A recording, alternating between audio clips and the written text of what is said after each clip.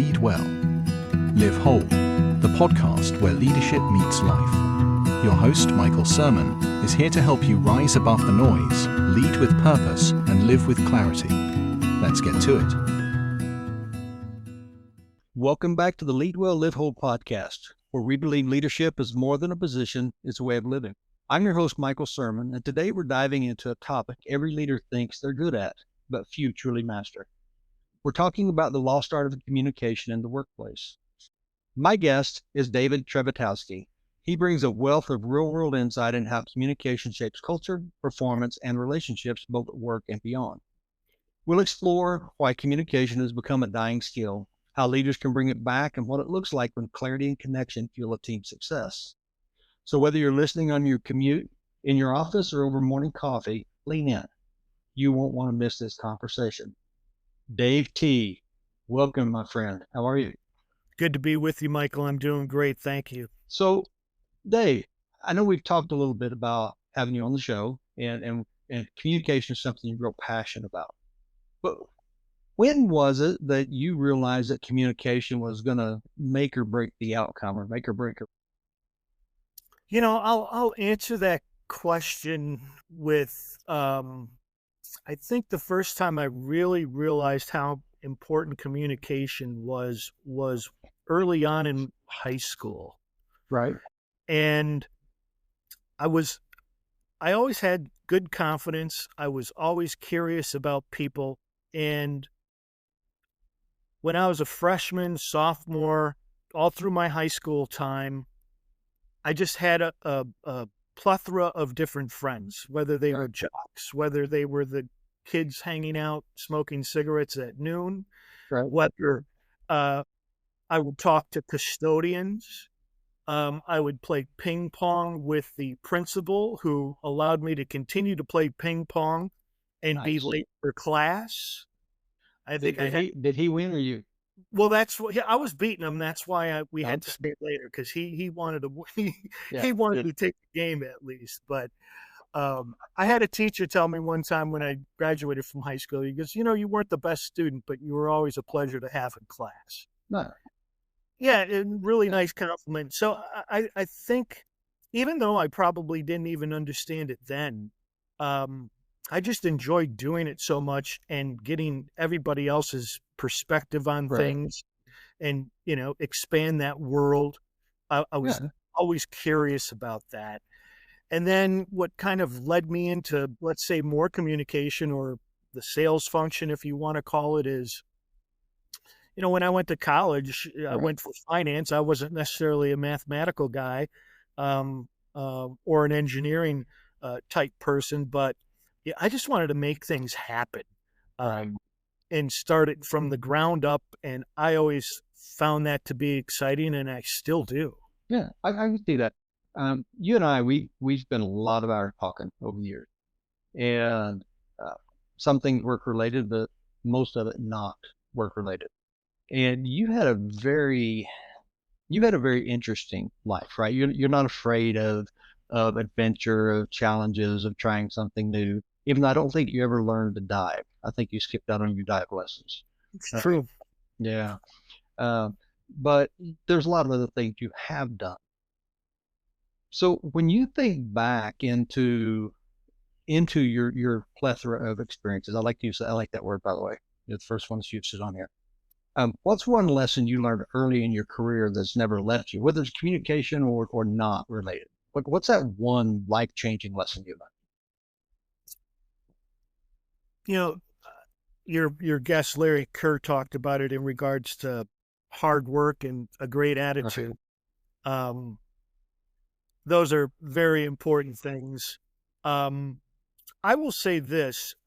I think when I got out of college and I got into sales, and I was doing door-to-door and business-to-business, and we were doing a lot of role-playing. Right. I picked up a lot of skills, but I don't think it was really until my late 30s that reading a book and going through some processes with a book called Integrity Selling, written by Ron Willingham, that I really understood that you should always go through a process. That process might change when it starts, but you should always have a plan in regards to how that meeting, that visit, I like to use visit actually, how that should go and how that should start out.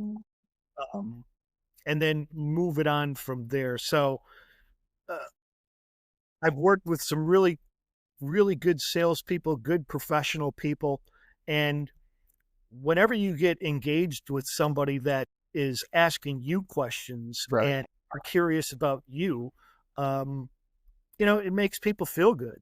Uh, And then really through the sales process or the communication process, if you get into, some type of approach mode where you're getting some commonality, some trust, and then you go into an interview mode, that visit is just so much easier. oh yeah. Needs and wants. Um, and I think there's just a lot of people that get into a demo mode right away, and they're just they're just grasping for things, and Right. the communication and visit just absolutely go the wrong way. So I kind of learned that, hey, you should have a plan. There should be a process in place, and you need to follow it every Right. time. Even though things might change, that's the way you want to start out. Okay. No, that makes perfect sense. Right. Because the sell isn't about the sell. The sell's about meeting their need, right? Correct. And you don't know that unless you actually have that conversation with them, because you've heard and I've heard, right, that people don't care what you know until they know how much you care, right?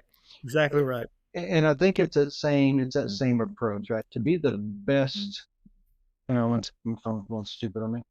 Um, to be the best salesman in the world, you have to first be the most caring person coming in. And people do like talking about themselves, and which is cool because I used to crash parties and stuff, and I would do it with people that didn't know me, but I just hear them talking, and I'd go and have fun, right? So, uh, so when you think of people in your life who are really good at communication, who comes to mind, and why?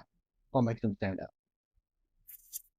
There's a couple of people that come to mind. Their faces come right to me, and it's kind of what we spoke about. They are so engaging. Right. You feel their empathy. You feel their curiosity, Right.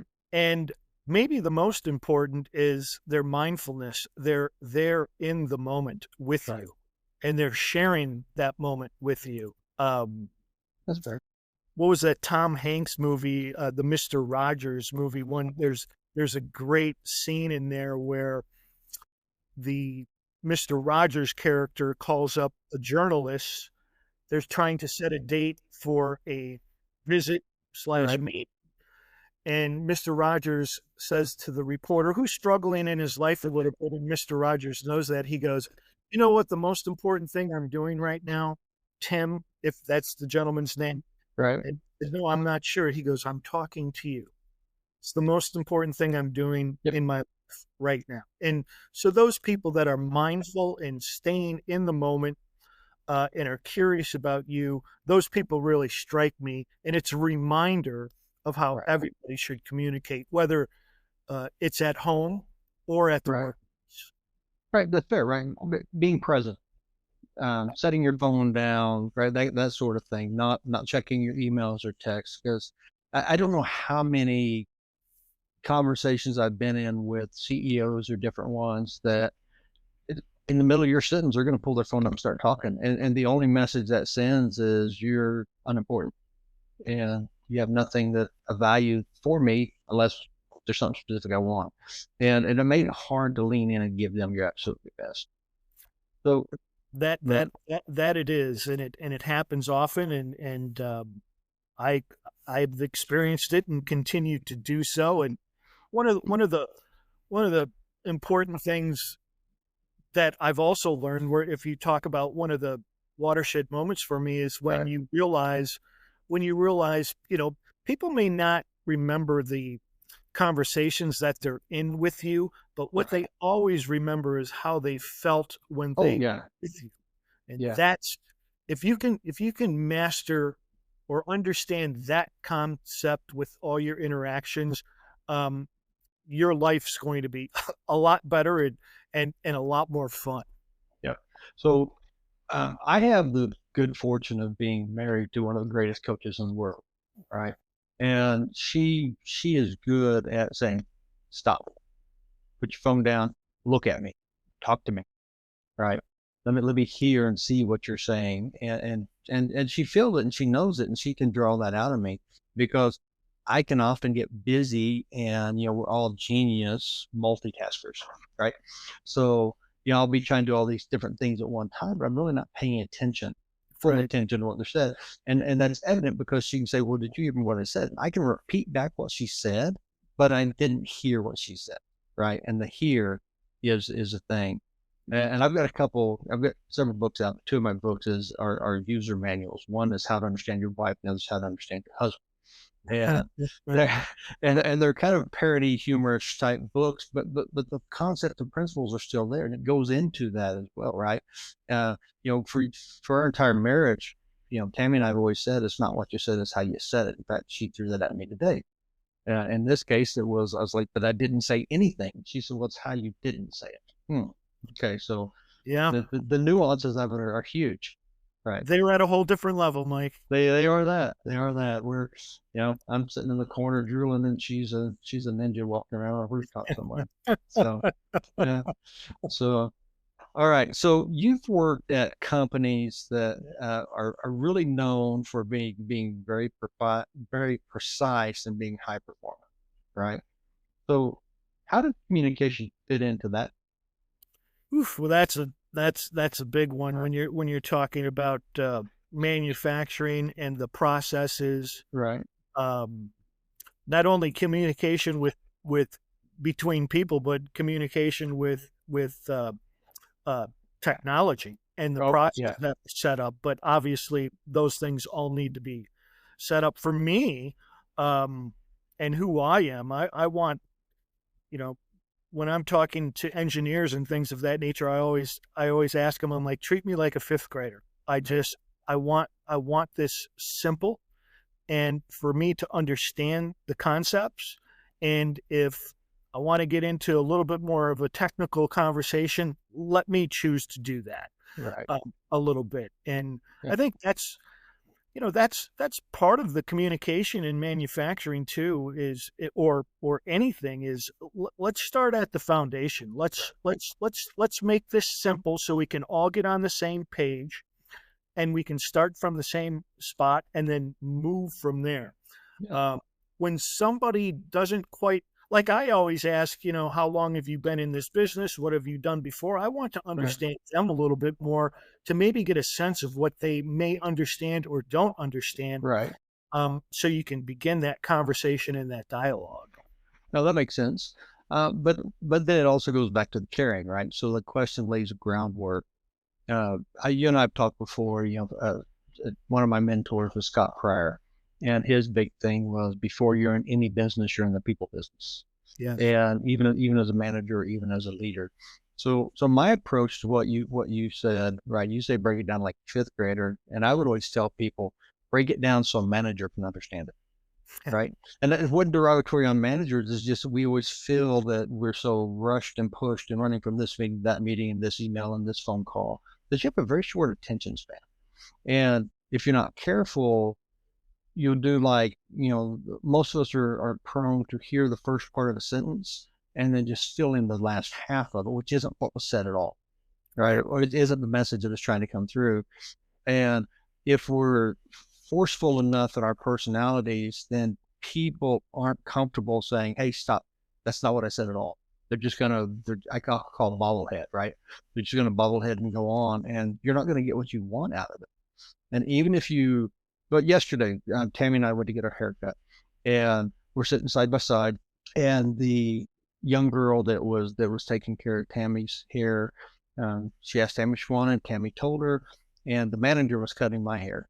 And she said, "Wait, I'm sorry. So and so, what did you just hear her say?" And then she repeated back. She said, "That's not what she said at all." Right. And then, okay, now tell me how you're going to do that. How you're going to approach that. And I'm like, hey, if you need to go take care of her hair, I'd rather her hair be done right. If one of them was messed up, let me mine. Smart Of move. course, right? And she's like, no, she'll never learn to do it if I don't. But I have to make sure she's listening to what's being said and not assuming she knows, which is pretty common. You So say that you say that, Michael, and I'll go back to who are the people that stand out for you? Maybe we mentioned it, but it's the people that are really calm, yeah, have great emotional intelligence, right, um, and are patient, and they pause and they wait until somebody has finished speaking, right, and then they may even have more pause for full understanding, so they're listening to understand yeah. and respond. I think all of us struggle with that. I sure do, and I have to remind myself all the time to be patient and don't be impatient, rushing to judgment or rushing to respond. That's fair because we don't listen to hear, we listen to respond, right? Uh, Most of the time, especially the more tense the situation or the more personal the situation is, you're just waiting for your turn to launch your defense, right? And your defense sometimes looks like more like a good offense, but we're not actually listening to what they say. So it's back to that emotional intelligence piece of it, right? And that's what the lead, well, live, whole is all about, right? The holistic approach, right? Um, how do you bring all of you into the situation and not just your fears, not just your concerns? Larry Kerr, we were talking this week. That's one of the comments that he made. We were talking about those bad leadership moments when you react or respond or erupt in a manner that you really didn't want to or didn't intend to. And he said, and I kind of knew it, but it was very interesting to hear him actually say it. He said, "In those moments when I do that, it's because I'm nervous, because I don't know what to say, because I'm afraid, right? So I just vomit out whatever's there. My words, not his on that one. But Sure. but we do that all the time, right? We're afraid of silence. We're afraid of that silent spot. And we don't have it in our personal lives. We don't have it in our conversations. We don't have it in anything.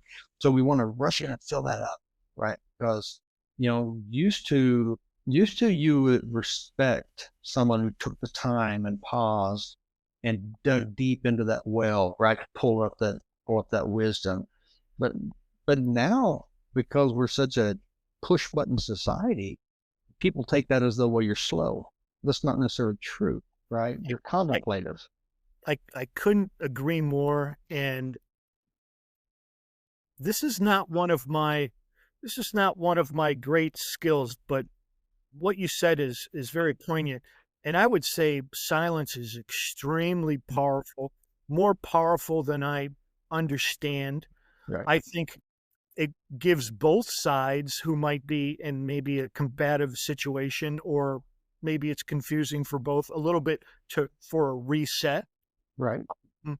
And I would equate it, like jazz music. I mean, silence in jazz and Yeah. silent moments in jazz are very powerful for that beat that's coming Right. next. And it is a that is a skill that needs continuous work and development for most of us, especially in today's society. No Right. question. Yeah, I agree with that. Yeah, because honestly, for a large part of my career, the most use I had for silence was in negotiating. Right. Silence in the middle of a negotiation is insane because the other team isn't what they're not used to that. So they're going to Correct. want to rush in, and it's fun to let people negotiate against themselves just because you got quiet. Right. And you know that, right? As a master salesman, that you know how to play with that game. Uh, so look back on your career, your life. Forget career. Look back on your life. Um, can you think of a time when communication, good or bad, completely changed the outcome? Right, where it was going one way and everything was going well, and because there was now, let's keep it positive, changed it for the better, right? Whether somebody stepped up or somebody else stepped in, just something somehow they turned it around in a way. Yeah, I would probably the things that come to mind is really on a personal side, most likely with family and Right. close friends. Um, those are those are the times that communication is so important. Sometimes you have to swallow some pride, Right. which as I grow older, I think I'm more willing to do than I was as a younger person. The instance, I will say this, I was reading, and this is 20 years back. I mean, I was reading on mindfulness. It was Right. new to me. I always kind of had it in my mind um, of what that was all about, but I didn't understand it. I didn't even know it had a name. I didn't even know it had classes. Right. I picked up a book and they started talking about mindfulness, and there was about a 5-week period of time that I really, really worked it. And I went home during a holiday, and I think it must have been Christmas, and I've never enjoyed my family more, and I don't think they've ever enjoyed me more Right.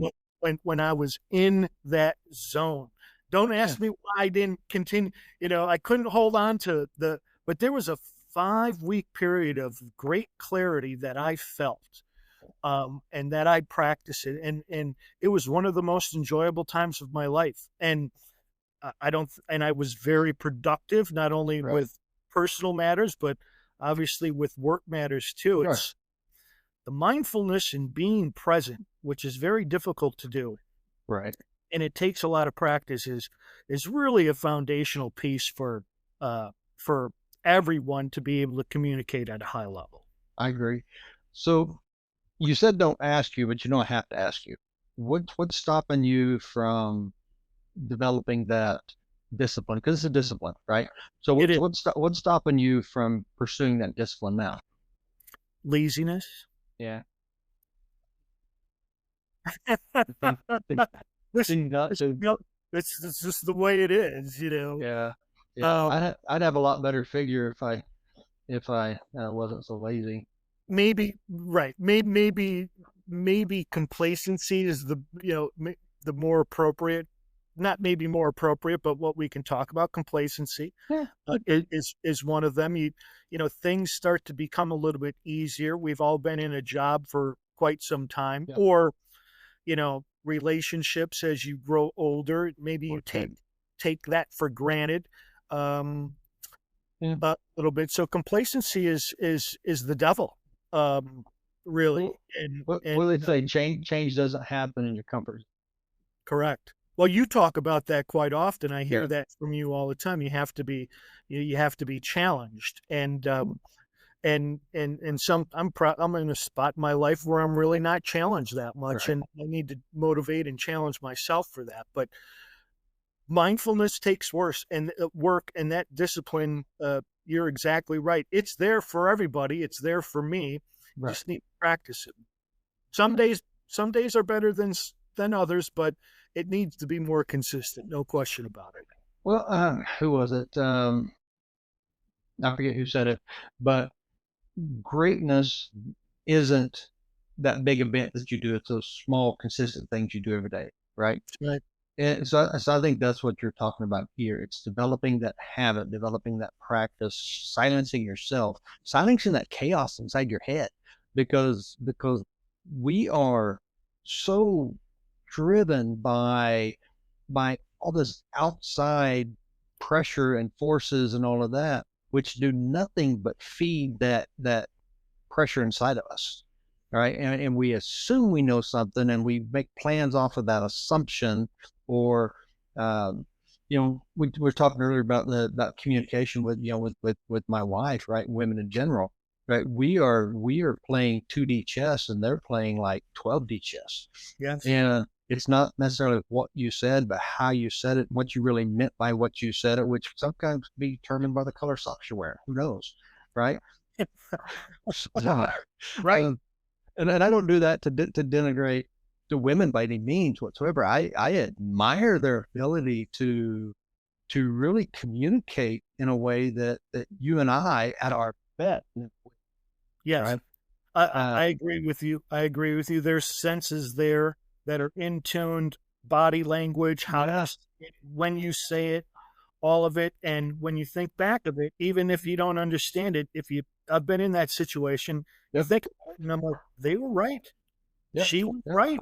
Um, yeah, I No, agree with no, that's 100% true. But we can, even as diminished capacity men, we can develop that intentionality behind that. Here, that's another word you hear me say a lot, right?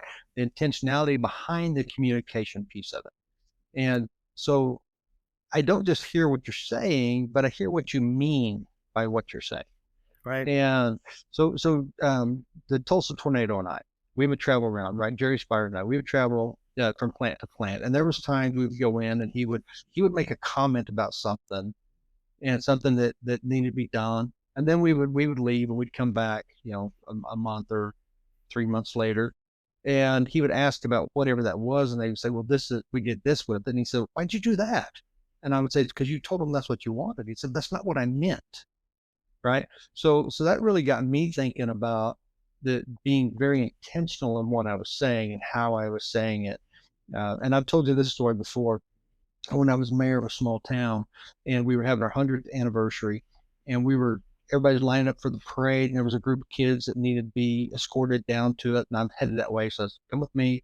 And we're walking and we passed by this abandoned house and we cut through the corner. It's a corner lot. So we kind of cut through that yard and this bulldog came out and was rushing at us from under the house. So we got them moving on and I got them away safely. And I'm nervous and upset. I'm in my low 30s, right? 33, 34 at the time, and 34. And we were walking along and we ran across a friend of mine who was one of the police officers and he was directing traffic. And he's like, oh, Mary, you look upset. Are you everything okay? And I didn't think because of the relationship, right? I wasn't careful about what I said. And I said, I'm fine. It'd be nice for me to go over and shoot that dog, right? Not even thinking about it. And then I'm going down and I'm doing a interview with one of the news stations. All of a sudden we hear this gunshots and he had gone over to take care of the dog and the dog charged him and they ended up having to shoot it. Well, he didn't go with the intention of shooting it, but I already primed him to shoot it, right? By what I said flippantly, that's not what I meant, Sure. but it's what I said. Right. But we see that every day in life, in our homes and in our jobs, and it's since we can't read each other's minds, and most of us are not focused enough really to look and understand and be present enough to hear what's being said. There's a lot of things that go wrong. And a lot of energy goes into fixing those things that went wrong, which could have been avoided in the first place. Right. Couldn't agree with you more. And I would, on the business side of things, internal communication, external communication, that is actually, I do catch that quite often. And it's one of my pet peeves in regards to, here these people are face to face and you can realize while you're in the room that they are talking about two different things and there is still no clarity. And when we're in a meeting next week, we're going to be in the same place as we are today. It's a big waste of time if you can't get that right. So what do you do in those moments? Ask questions and open-ended questions and have them expand in regards to what is your intent? What is your goal? What do you mean? And then to the other person, maybe, are you fully understanding? Do you agree? What is your position on this? And have them work it out. But you're right. You cannot assume. My mother, my lovely mother, got into the real estate business. And she used to talk to me about the real estate business and her selling houses. And she'd always talk to me when I would come home and say, I'm going to show this house tomorrow and I'm going to show it to so-and-so, but I think the kitchen's a little bit too small. Or I think the backyard's, and I'm like, Mom, don't do that to yourself. Take that away. Open up your mind and all possibilities are there for you, but do not box anybody or yourself in a corner of why something's not going to happen. It's not the right way to go about things. No, because your thoughts shape your perception, which then shapes reality. Correct. Because you're going to start acting like it or assuming it, and you'll respond to that from the lens of your bias. Right. So you remember the library that Tammy and I had bought and renovated, and we went to sell it. It was, we had the price that we were going to sell it for. Tammy had the price, and I agreed with her because I'm smart enough not to disagree with her on it. But we went to our realtor that we'd worked with in that area, and she said the price. He said, "Oh, you'll never pay that price." And I was so proud of Tammy because she was like, "This is the price we're selling it for. You're either on board selling it for this price, believing we're going to get it, or we'll get another realtor to do it for you." Right. Right. I mean, it was bold and it was front. It's straight up. And he was like, "Whoa, whoa, whoa. I'm not saying I don't." And she said, "No, you just said you didn't think we could." So Right. if you can't believe it, that means you're not going to try to sell it for that. Right. Yeah. You have to know your audience, and she knew her audience and said, Oh, she did. This is not going to go down the correct road for us with this person." Yeah. Yeah. And it just spent years honing her bullying skills with me. So she, no, just joking. But she did. She knew what the market would do. And we actually had we signed everything. And before we actually put it on the market, we had actually had a full price offer for it. And so, and he came back and he said, "I was wrong." So you So, stayed with that.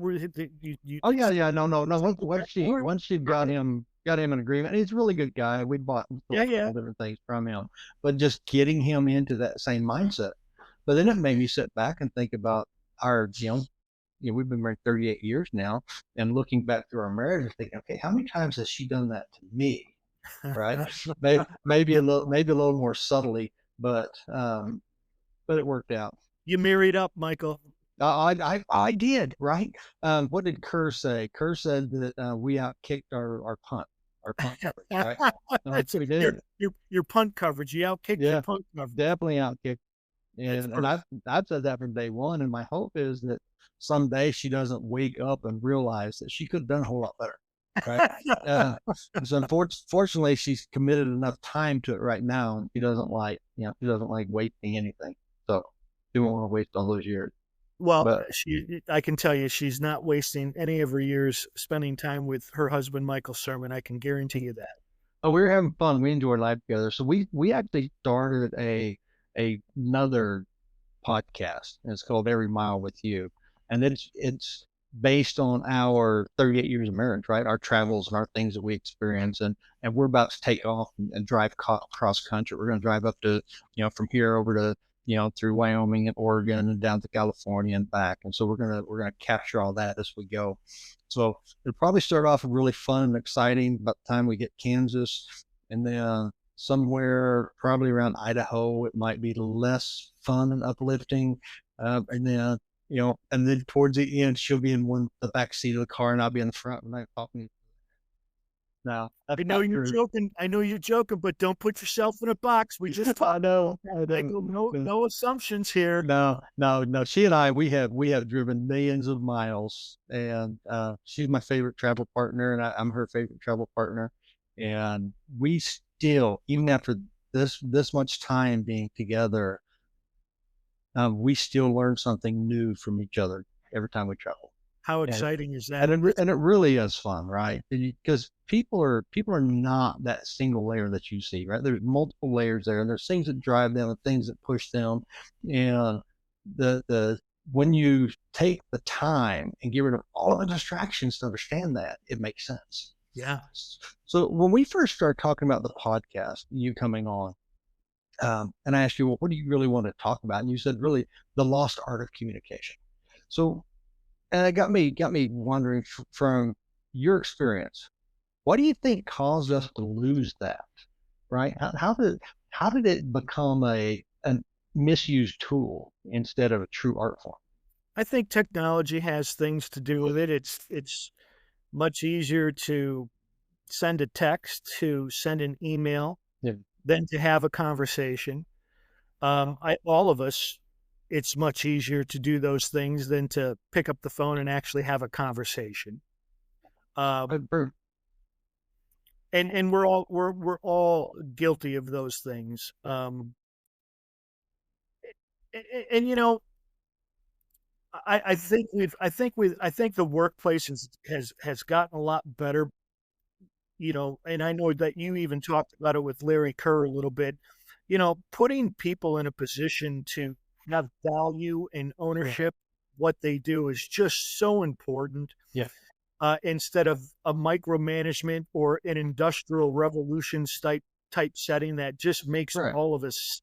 And not only they don't, they make you sick at work, but you take that sickness and you take it home to your family also. Right. Uh, and it's just so important. And one of the things when I was thinking about it, and it's a difficult thing to do, but and I by no means am really good at it, but I do recognize the different behavioral styles of people, and Right. people be communicated to in the sense of their behavior styles. Right. And I think managers and owners of companies and people in leadership areas need to understand that a little bit.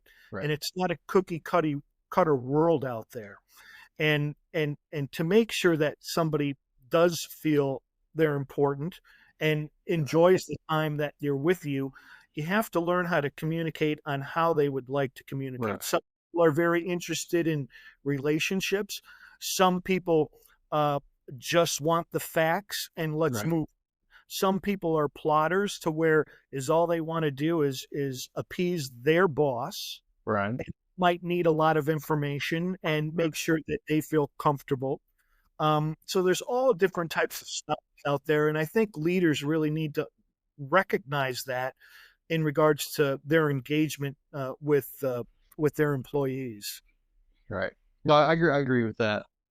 So you're a student of people, right? And I tried to watch and observe and learn, especially on the leadership piece of it. And one thing that I think we miss is that communication isn't saying what I want to say. Communication is ensuring that you hear what I'm trying to say, right? Which is back to the different styles. And different generations communicate differently. Different.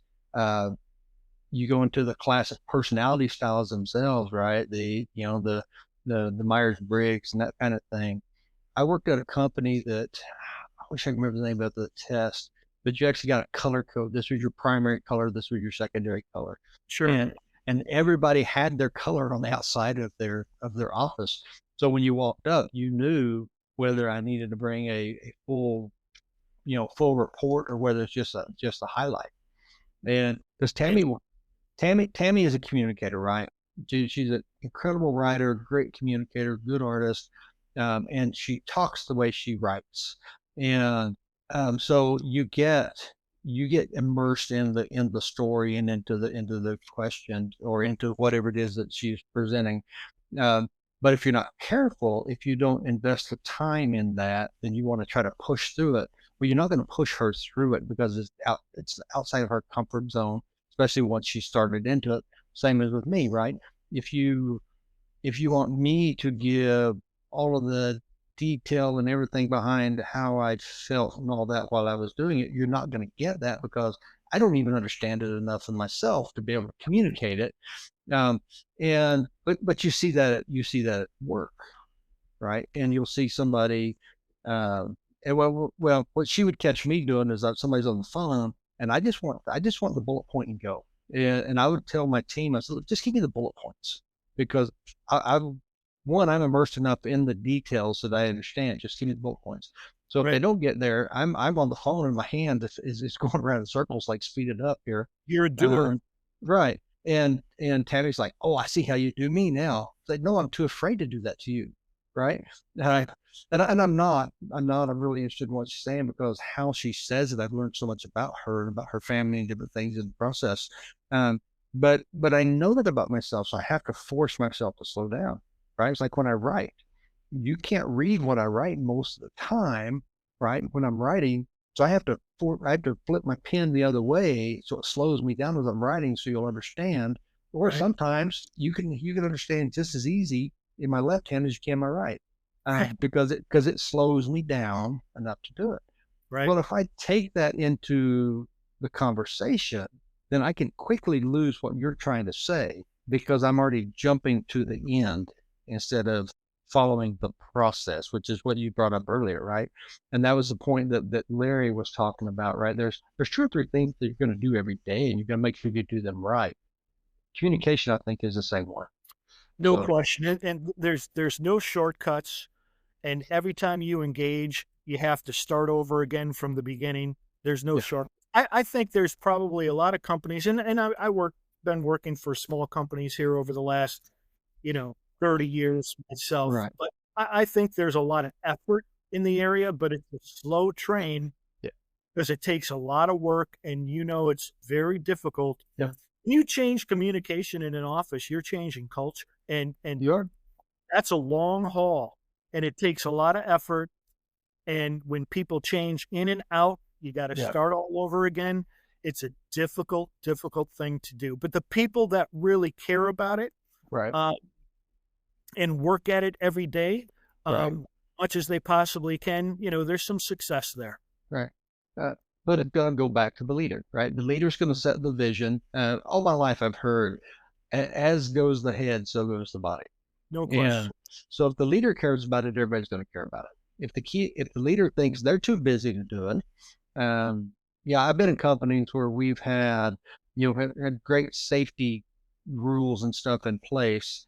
And if some leaders, they'll come in, they're like, well, that doesn't apply to me. I'm going to do what I'm going to do. Well, I'm like, wait a minute, but if you don't follow it, then how can I hold this guy accountable if he doesn't follow it? Right. Yeah, And two sets of rules yeah, are very difficult to set up a positive yeah, culture, and you'll appreciate this in regards to your background.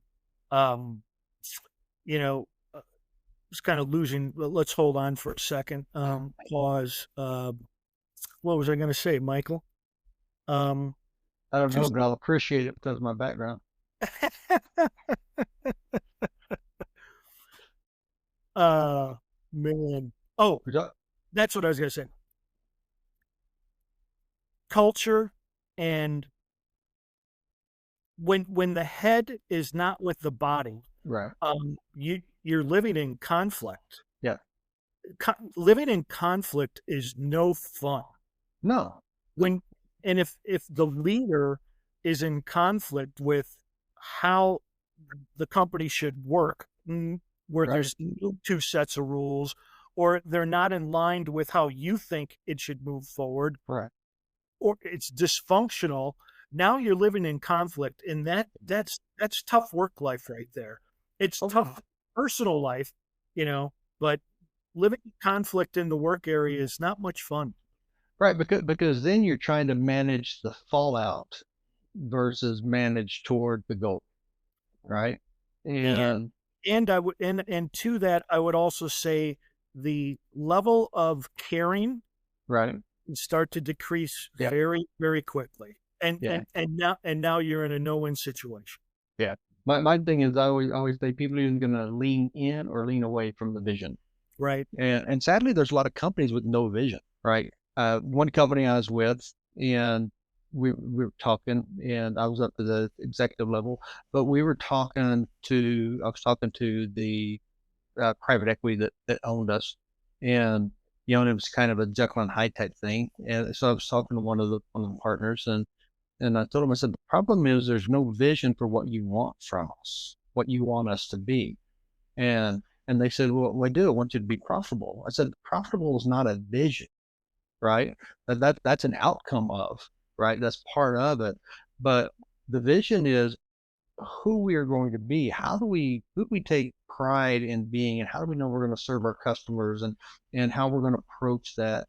And I think a lot of companies don't have that. They especially don't have it around communication. I totally agree. You asked me in regards to being mindful and when are you going to change that, and I talked about, well, maybe I'm a little bit too lazy, those types of things. What that Yeah. comes down to is not understanding your mission statement, which Right. I'll get to, and then the other thing is you don't have the goals or goal clarity Yeah. to bring on achievement drive, Right. and those things need to be set to get this thing in motion. Yeah. No, that's true. 100% true. So I think what that does is opens up a lot of blind spots within the organization itself. But since the leadership really sets the direction and sets the tone, their blind spots dictate a lot of it. So if you think back to just leadership in general, what are some of the biggest blind spots that you think leaders have when it comes to how they communicate? And we've danced all around it, I think. But Yeah. how would you sum all that up? Yeah, no, you touched it. And how do you make your employees feel when they're with you? Yeah. How do you make them feel? Um, I think that's I think that's a foundational piece Right. of it. And you know, you have to have and some people are just naturally good at it, and Right. natural leaders and naturally good people, and they know how to communicate, and that's a Right. lot easier. Some people have to work at it, Yeah. and some people don't necessarily understand it. Yeah. But all of us on planet Earth is all about how do you make somebody feel when they're Right. with you. It's Right. just so important. Yeah. No, 100%. Yeah. And we talked about it earlier, right? The different generations are going to respond to different things, going to feel differently about it, right? Some you need to give more information, some less information, some more just to direct, and guide them step by step, and some you have to give them here's the end goal and get out of their way. Right. So what do you think the unique challenges are, or even opportunities we have, right, to bridge those different communication styles, right? What can we do? What practical thing can we walk away from today and say, I can employ this? The relationship with your leaders is really important. Right, And and and whether you have an opportunity to make a difference or whether you identify that you don't have an opportunity to make a right, difference. But consistency, and I think you and Larry Kerr talked about it yesterday, every day, come in and be consistent in regards right. to how you communicate and start from step one. Yeah, And, and organically, hopefully that starts to change right, not only communication that you have with your leadership, but then maybe how that leadership starts to communicate with the rest of yeah, the office. yeah. And you might be able to make an impact there, and that's where I would start. And then if you feel your gut feeling that you're to a point where you can now have an open communication Right, with leadership in regards to what you experience on a daily basis, right, whether it's good or whether it's bad, and how you would like things to be changed, then by all means take advantage of that opportunity. And maybe you find out if you don't have that opportunity, maybe you need to go someplace else. right. So it's interesting in different companies, right? Because I've consulted in different things and go around different companies and a lot I've worked in, and they all invariably do that engagement survey, right? Once a year they do the survey. So you're talking to the people one on one, and the story you're getting isn't what's coming through on the survey, right? Right.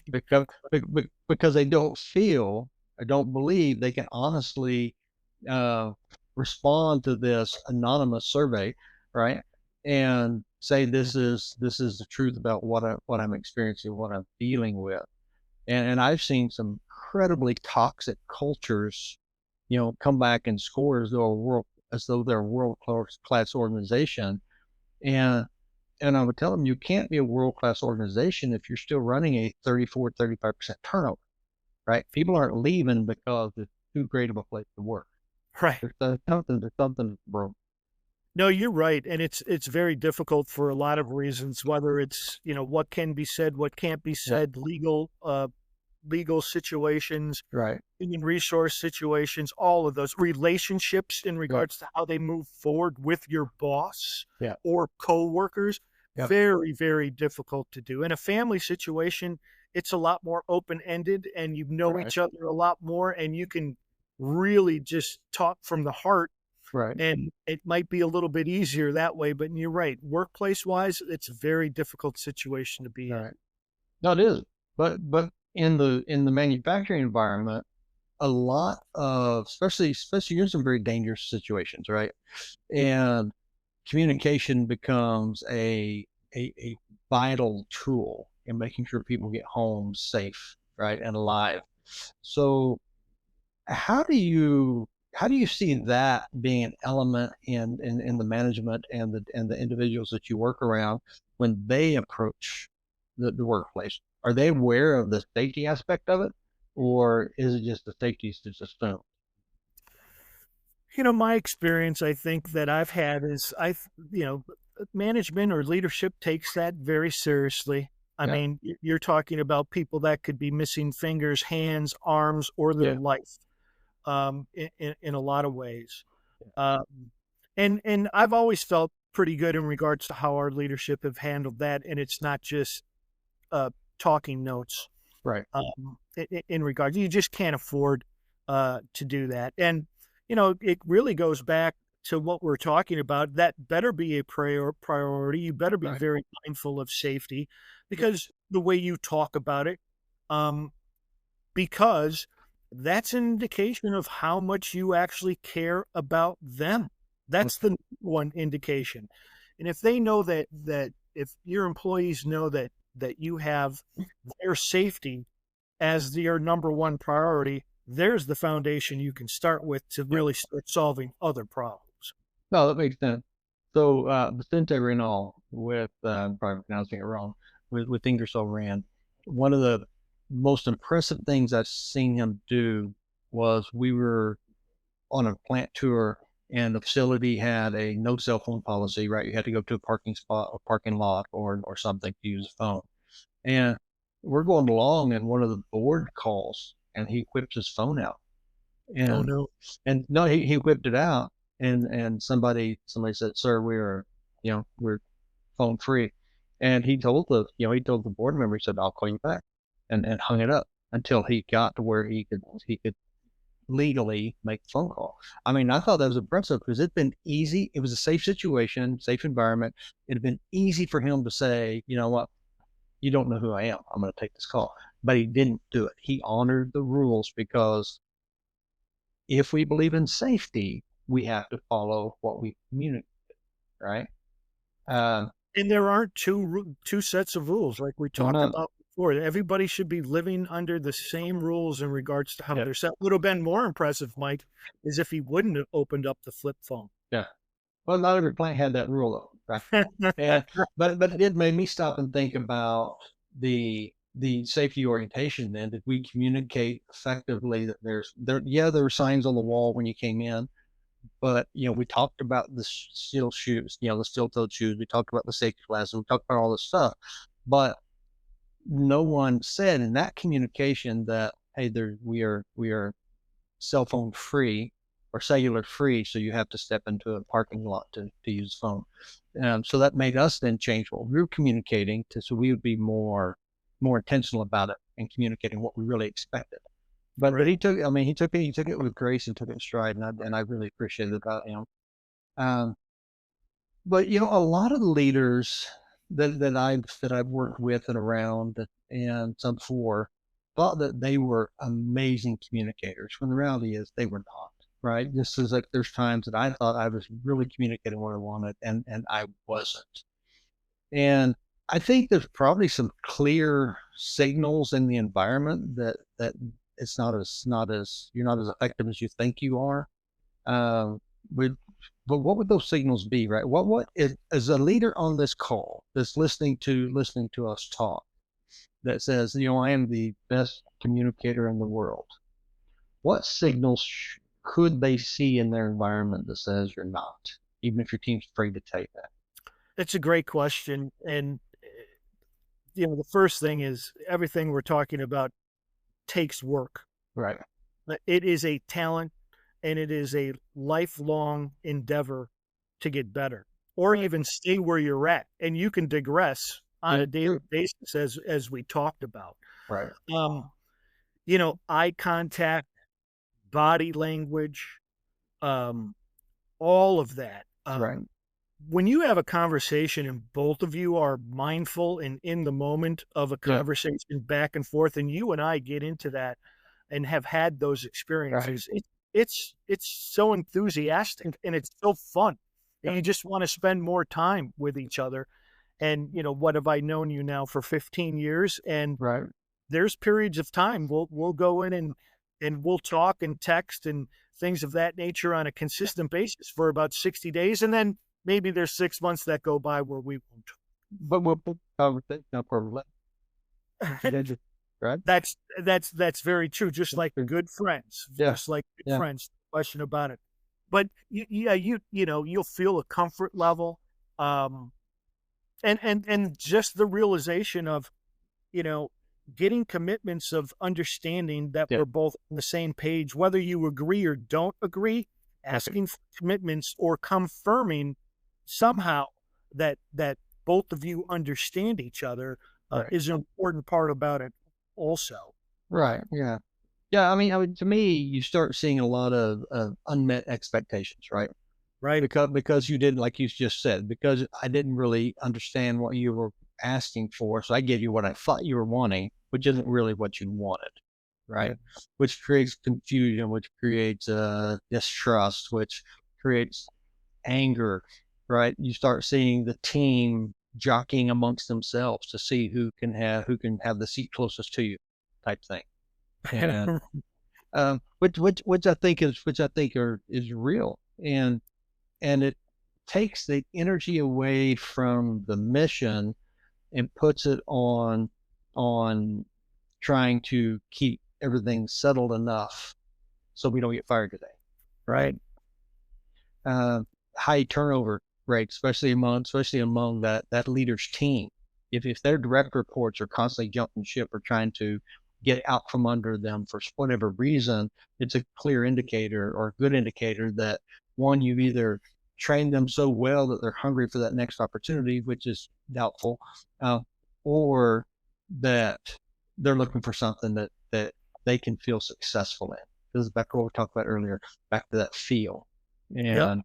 so, people showing up at their annual review and being surprised by what they find on their annual review, right? Wait a minute, wait, that was my goal? I didn't know that was my goal.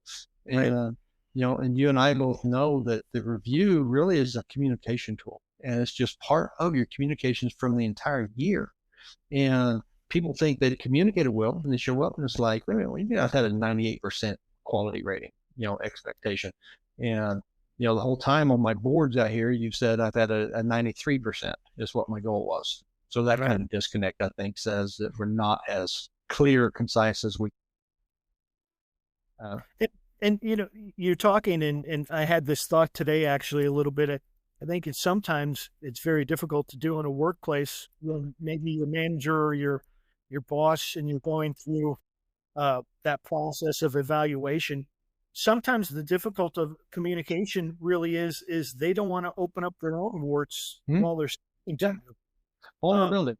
Vulnerability. That's right. Yeah. And that's a great word, and we haven't really talked about it that much specifically, but vulnerability is vulnerability in a lot of ways, as long as it's managed properly, is confidence. Right. Like, you're confident enough to be vulnerable. You're confident enough to be made fun of, right. In a joking area. Those things are you can really grow as a person if you're vulnerable. Yeah. I mean, you and I, we've had this conversation before, right? You're a world-class communicator of sarcasm. And I think I am as well, right? We love sarcasm. We love the joking. We love the teasing. And we can go over the edge once in a while. We can, but we can also get, right? We can give and we can get.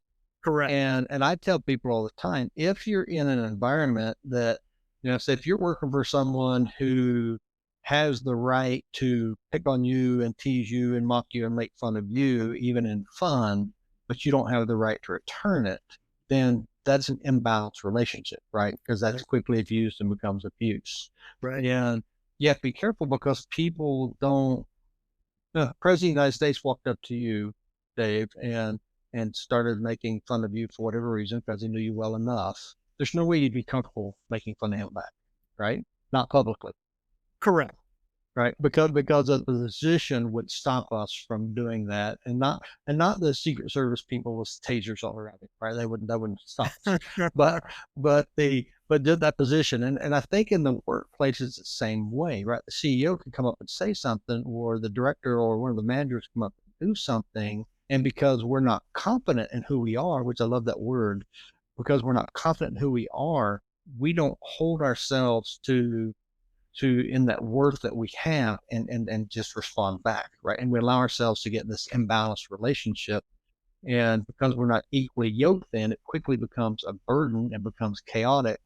And next thing you know, one of us is, not happy and we're looking for something else. Right. No, to totally understand those, Yeah. to be in the same line, of somebody's, like, I don't really spend much time on titles, Right. you know. Uh, Yeah. right. I mean, it just, we're all equal. Yep. And what are you bringing to the table every Yeah. day? What are you bringing to the table for us to all become better? Right.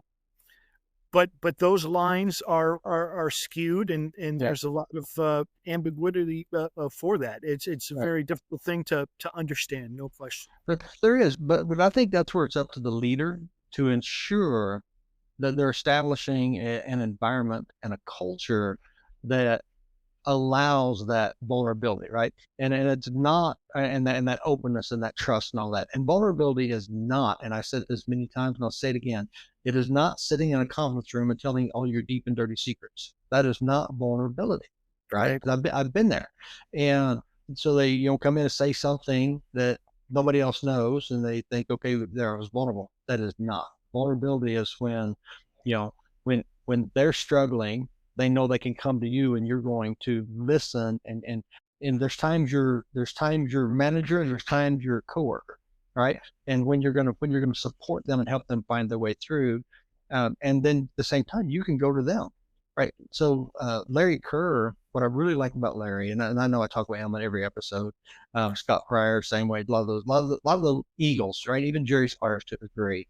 Uh, they would come and they would talk and I would say, hey, this is what I'm struggling with right now.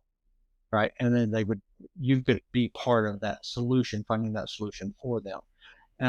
But that requires trust, which, I have to believe that you have my best interest in mind. So when I bring it, you're going to help me find a solution.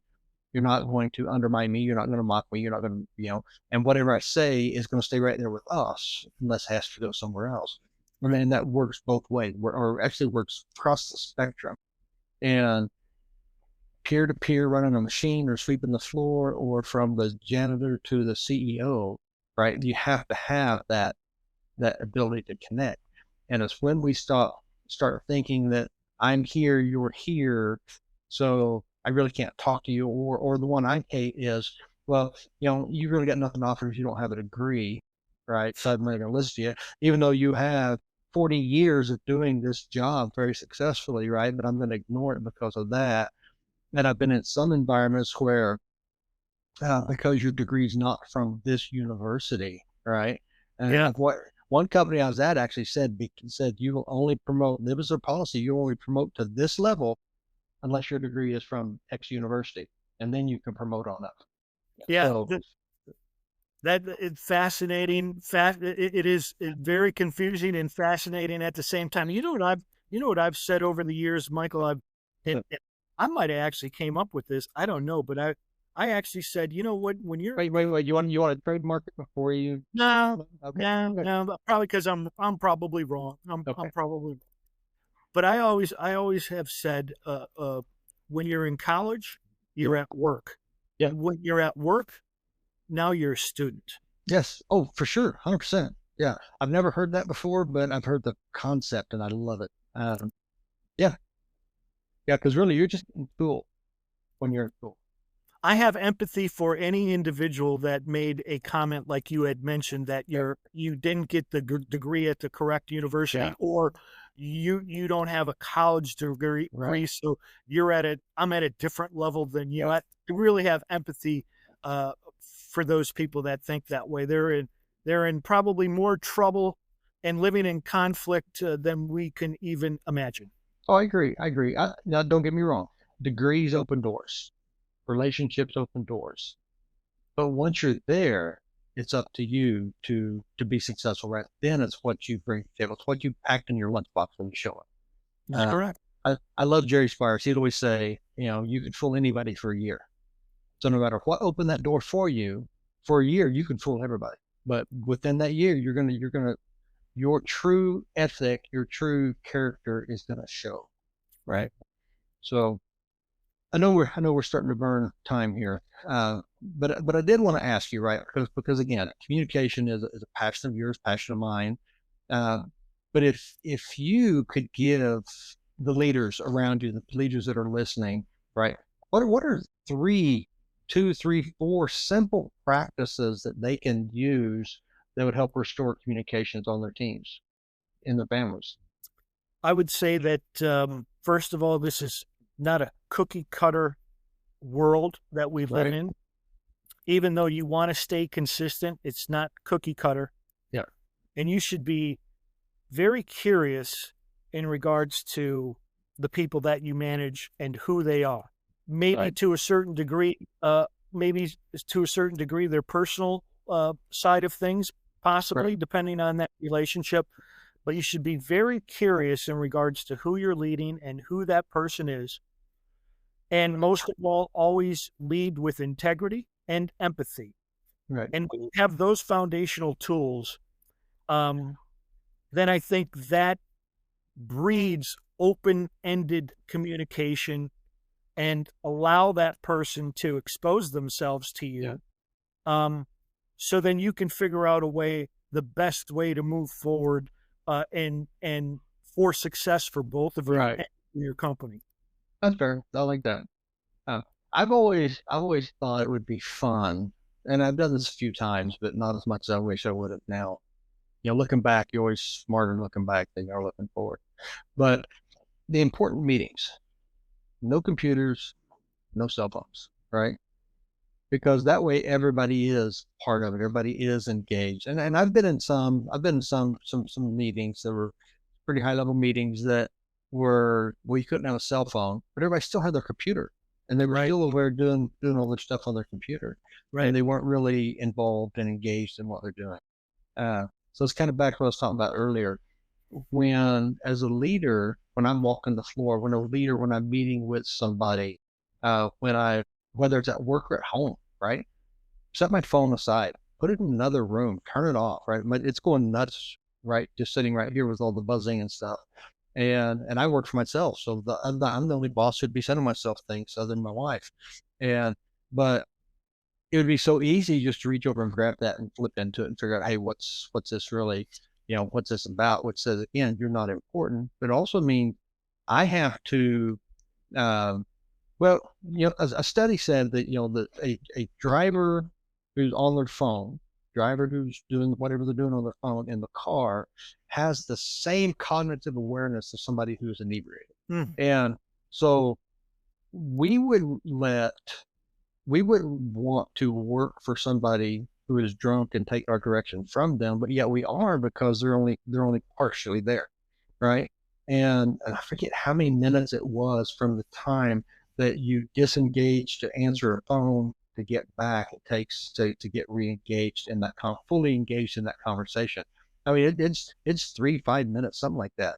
So the thought that, well, I'm just going to look at this and be right back in is 100% not true, because you do have to stop your thought process, re-engage your thought process, get back up to speed on what was being said. And yes, I do a lot of things that simultaneous, but I don't do any of them well simultaneously, right? You're exactly right. It's always amazed me, and I've experienced, just like you said, it amazed me that people would travel 4 or 5 hours or take a flight with a group of 2 or 3 Yeah. people to come in for a meeting, and 2 of them are on a computer. Yeah. Yep. All the meetings going on. You spent all this money, all your time, and now you're answering emails during this visit. Right. And you know this, Mike. I mean, when I was new into manufacturing, it took me 6 years before I even felt that I could even consult anybody Right. in anything that was going on in the marketplace. Yeah. And this is all about connecting dots. Mhm. and putting that community together in regards to what people do and where they bring value and paying attention. And you're right, when you're in a meeting, maybe it's not totally directed to your responsibilities, but you can always pick up a couple of nice nuggets to Right. start connecting dots for your overall ability to do your job and grow as a person. Well, and plus you're in that meeting because you have a perspective that's needed, Right? right? And the and an environment where I feel that I don't have a voice in the meeting because it's not my direct department, or I don't have observation or insight, is not really a healthy environment. And because, none of us see as clearly as all of us. None of us hear as clearly as all of us. None of us understand as well as all of us. So to get that environment in place that we can actually talk and share and be open and trust and vulnerable and whatever word you want to throw out there, is, I think that's a hallmark of a great leader, when they can build that culture, when everybody is free, when you can debate and you can argue and you can walk away still knowing that that person has my back. That's huge, No right? question. What's important to you, what should be important to you, and that may not be important to me, but what is important to me. And maybe that helps in terms Yeah, of communication too, in regards to this is why I'm asking for this information. I'm not trying to waste your time, but right. this is why I'm asking for this information from Yeah. you. Totally agree. 360. Yeah. Now, I think on respecting and honoring people's time, I think is another huge deal on communication, Correct. right? Correct. Yeah, I've to your point a minute ago, right? I've flown into different states or different countries. I've been sent to some of those states and some of those countries to take care of a specific issue.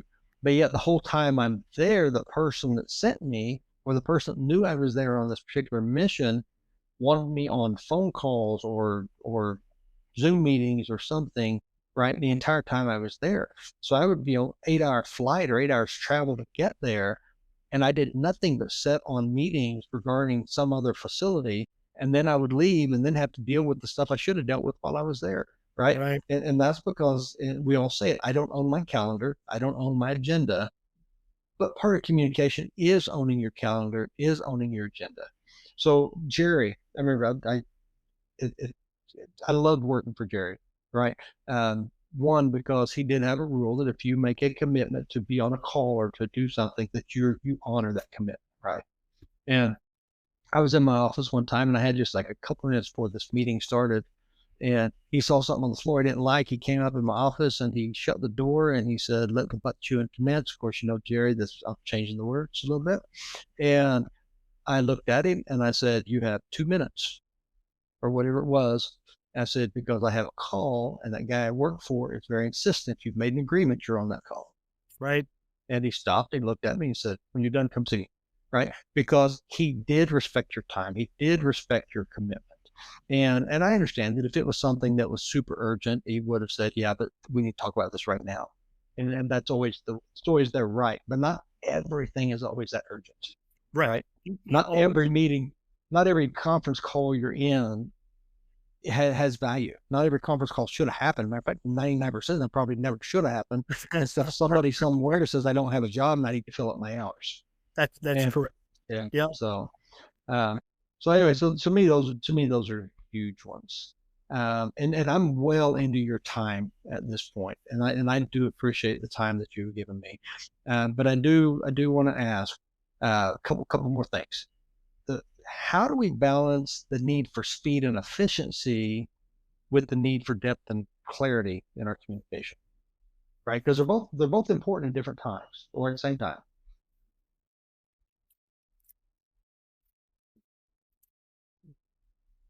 I am getting better right? of being a lot more patient and making sure that I have all the details, what I need before we take the next steps. Right.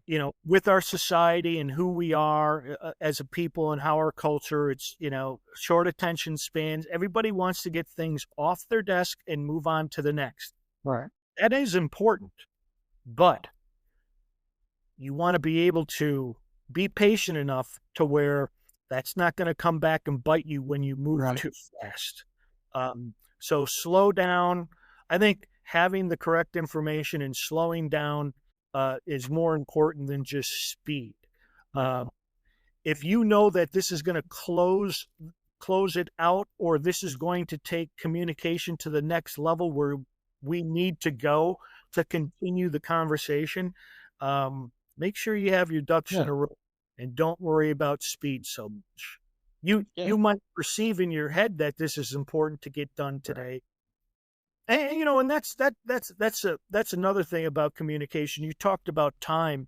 One of the real important things about it, whether it's internal or external, is you may not have new information, but if you need to get back to somebody, there should be a time clock in your head and say, I don't have the information. I want to let you know I'm still working on it. I'm thinking about you, and you will hear from me tomorrow morning by 9:00. Whether you have better information or not, you get back to them at 9:00. But I think there's a lot of tendencies with people who don't have new information. They may let an issue run for 2-3 days. And that's the wrong way to go about it. Even if you don't have the answer or you don't have new information, there should be a time clock in your head, a respectful time clock, and follow up with that person, letting them know you're still thinking about it.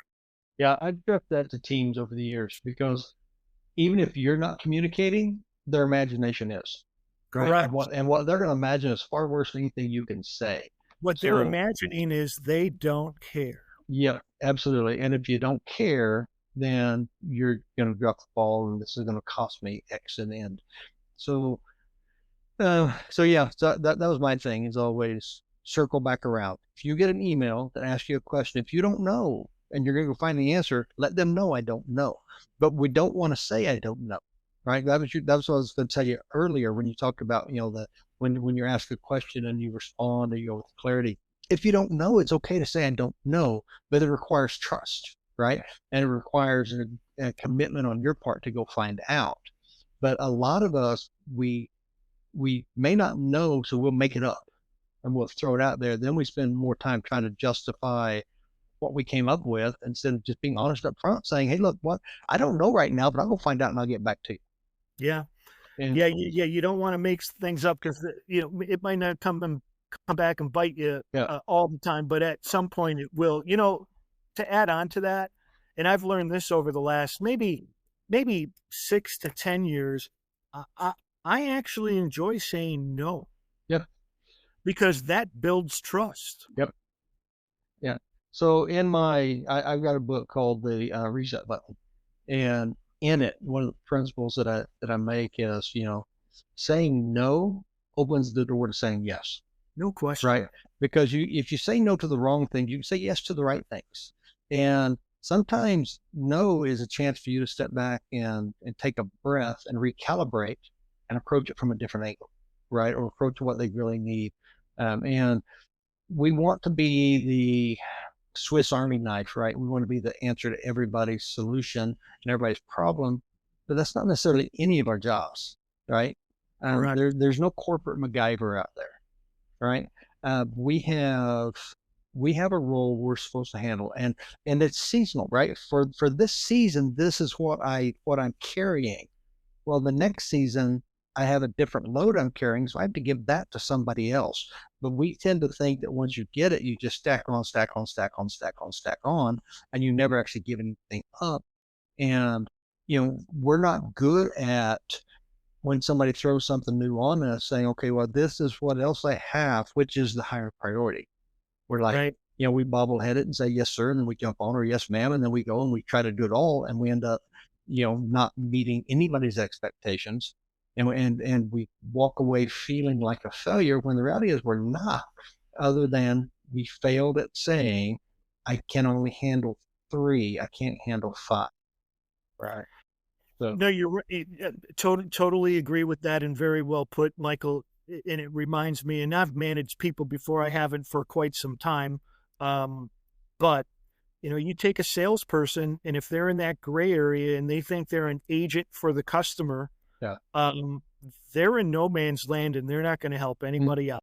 And I used to tell them all the time, I'm like, if you spent enough time and energy actually communicating to your prospect or customer what we can do and what we can't do and what we're good at and what we're not so good at, if you spent time doing that instead of trying to talk the company into changing our rules and regulations and our terms and policies, we'd all be better off, right? Yes, we would. Yep. I've lived that. I have lived that. Hey, brother, we are pretty much out of time. So I'm going to give you opportunity. Anything we missed that you wanted to share? Anything that you think that we should have dove into deeper? Or is there so much you want to come back for another thing? Well, if you want to invite me back, I'll definitely be open for those conversations. I appreciate the invitation, Michael. I appreciate the relationship that we have, and congratulations on all the good that you're doing out there, and going out on your own and speaking the word, and your knowledge and your wisdom that you're sharing. It's needed out there, and we appreciate everything that you do. I appreciate you, Dave. And thank you, right, for coming on and reminding us that communication, it's not just about your words, right? It's about the connection. It's about your clarity. It's about your respect. And I've always appreciated it about you. And for everybody who's listening, I want to leave you with this. The best leaders are not just great talkers, they're great listeners. In fact, they're probably better listeners than they are talkers, because communication is less about saying the right thing and more about creating the right understanding and the right situation that everybody has a voice.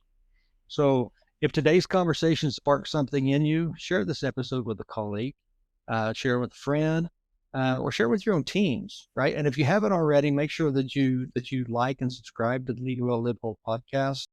Thanks for joining us on Lead Well, Live Whole. If this added value to your journey, share it with a friend and subscribe. Until next time, lead those you serve well and live your life whole.